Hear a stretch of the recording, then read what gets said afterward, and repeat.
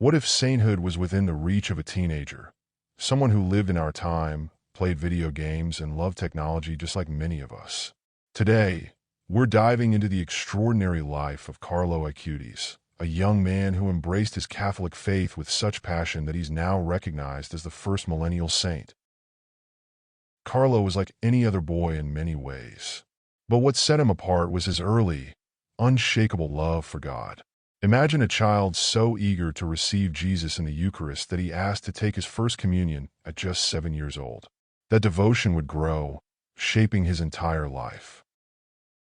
Carlo's connection to God wasn't confined to Sunday Mass. It was a daily relationship. He attended Mass every day, spent hours in Eucharistic adoration, and recited the Rosary faithfully. To Carlo, the Eucharist wasn't just a ritual. It was, as he beautifully put it, my highway to heaven. But there's something more to this story, a unique twist that makes Carlo's life so captivating. This young Catholic didn't see a divide between his faith and his love for technology. Instead, he used his skills to spread the gospel, building something remarkable that continues to inspire people worldwide. Stay with me as we unravel the story of a modern-day saint who shows us that holiness is not only timeless, it's possible for everyone, no matter where they come from or how young they are. Carlo Acutis was born on May 3, 1991, in London, England, to Italian parents. Although his family wasn't particularly religious at the time, Carlo's heart seemed to be drawn to God from the very beginning. Shortly after his birth, the family returned to Italy, settling in the bustling city of Milan, a place where Carlo's faith would take root and flourish. Even as a little boy, Carlo stood out for his kindness and unusual spiritual curiosity. While many children his age were absorbed in toys or cartoons, Carlo was fascinated by churches and holy places. He would often ask deep questions about God, heaven, and the meaning of life, questions that left even adults reflecting on their own faith. At just 7 years old, Carlo made a heartfelt request. He wanted to receive his first communion early. Recognizing his extraordinary devotion, his parents agreed, and Carlo received the Eucharist for the first time in a Carmelite monastery. From that day forward, his relationship with Jesus became the center of his life. Carlo didn't treat his faith as an obligation or a routine. It was his greatest joy. He began attending daily Mass, praying the Rosary, and spending hours in Eucharistic adoration. For Carlo, these weren't just practices. They were moments of profound encounter with Christ.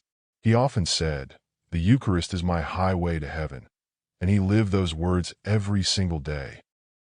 But Carlo's faith wasn't confined to church walls. He carried it into his school life, where his compassion and humility made him a role model for his peers. He had a special way of standing up for those who were bullied or left out, quietly but firmly embodying Christ's love in his actions. Carlo's early life reveals something truly inspiring. Holiness isn't reserved for the distant past or for extraordinary figures. It's possible here and now, even for a young boy growing up in the heart of a modern city. Carlo Acutis was not only deeply in love with his Catholic faith, he was also a true child of the digital age. While many of us might see technology as a distraction from spirituality, Carlo saw it as a powerful tool to bring others closer to God. From a young age, Carlo showed a natural talent for computers. He taught himself programming, mastering skills like web design, video editing, and even coding, all before most teenagers his age even understood what a website was. But what's most remarkable is how Carlo chose to use his gifts. Combining his technical knowledge with his devotion to the Eucharist, Carlo embarked on a mission to share his faith in a way that had never been done before. He created a website dedicated to documenting Eucharistic miracles from around the world. These are moments when, through the mystery of God, the presence of Jesus in the Eucharist became undeniably visible. A bleeding host, a consecrated host that turned into human tissue, and countless other signs of Christ's real presence. Carlo tirelessly researched, compiled information, and organized it into a user-friendly format so that anyone, anywhere, could learn about these extraordinary events. He once said, "The more Eucharist we receive, the more we will become like Jesus, so that on this earth we will have a foretaste of heaven. His website wasn't just a project. It was a testament to his deep belief in the power of the Eucharist to transform lives. But Carlo's love for technology didn't stop there. He also used it to spread joy and kindness among his friends and family. He created humorous videos to make people laugh and shared uplifting messages online to encourage others. For Carlo, technology wasn't just a hobby. It was a means of evangelization, a way to bring the light of Christ into the digital world. Carlo's passion for technology teaches us an important lesson. Our modern tools, when used with intention and love, can become instruments of God's grace. At just 15 years old, Carlo Acutis' life took an unexpected turn. What began as a season of vibrant faith and creativity was interrupted by a devastating diagnosis: leukemia. For most teenagers, such news would bring fear, despair, and countless questions. But Carlo? He responded with remarkable faith and grace. Rather than complain or question God's will, Carlo chose to unite his suffering with the passion of Christ. He often said, "I offer all the suffering I will have to suffer for the Lord, for the Pope, and the Church." This simple, yet profound statement reveals the depth of his spiritual maturity. A young man who saw his pain not as a burden, but as a way to participate in the redemptive work of Christ. Even as his condition worsened, Carlo's faith remained unshaken. When asked how he was coping with his illness, he responded with humility, "There are people who suffer much more than me." These words weren't just a reflection of his resilience, but also his profound empathy for others. Carlo's focus was never on himself, but always on those around him. His final days were marked by peace and trust in God's plan. On October 12, 2006, Carlo passed away in Monza, Italy, surrounded by his family. His last words to his mother were filled with reassurance and hope. "Do not be afraid, because with the incarnation of Jesus, death became life." These words, spoken by a dying teenager, echo with the wisdom of someone who truly understood the promise of eternal life. Carlo's battle with sickness wasn't just a chapter in his story. It was his ultimate witness of faith. In his suffering, he showed the world that even in the face of death, the light of Christ can shine brightly. But Carlo's story doesn't end there. What happened after his death would astonish the world and confirm the sanctity of his life. Shortly after his passing, people around the world began to speak of extraordinary events linked to Carlo's intercession. Events that defied human explanation and pointed to God's power working through him. One of the most well-documented miracles attributed to Carlo happened in Brazil.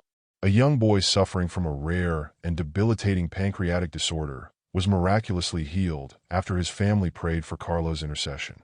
Doctors were baffled, unable to explain how this boy's health had been restored so suddenly and completely. For the boy's family and countless others, the healing was not only a miracle, but a testament to Carlo's holiness. These miracles, alongside Carlo's extraordinary life of virtue, led the Catholic Church to begin the process of his beatification.